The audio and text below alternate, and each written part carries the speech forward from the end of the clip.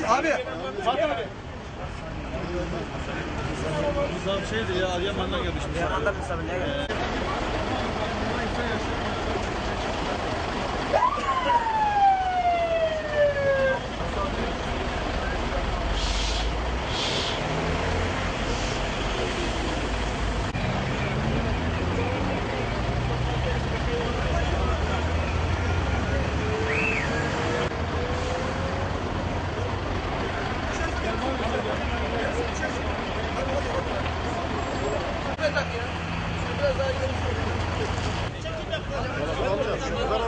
Çek. Olay yeri inceleme yapacak. Yukarı çıkın. Hadi. Hadi arkadaşlar. Bir kimliğine baksana. Mahalledeki de ben tanırım. Biliyor.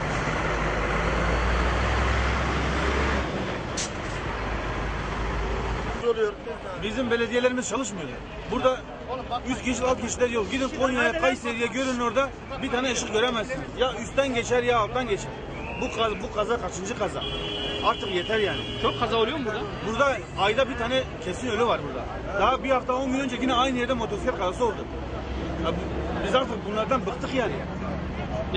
Burada yaşayan halk da sonuçta o da bir insandır. Ama kimseye burada cana verilen bir önem yok. Artık büyük şehirlerdeki yerel başkanların kendi ihmalsizliği mi yoksa abi biz buraya ışıklardan arınıp 100 geçit alt geçit istiyoruz. Burada daha önce ayda bir tane kaza oluyor. Yani düşünsene bir Kayseri'ye gittiğinizde 50 kilometrelik yolu 15 dakikada geçersin. Buradan çarşıya biz 20 dakika 25 dakikada gidiyoruz ışıklardan. Ne olacak? Sonuç kaza. Başka yapacak bir şey yok. Geri gelin de göreceğiz. Diğer adı var.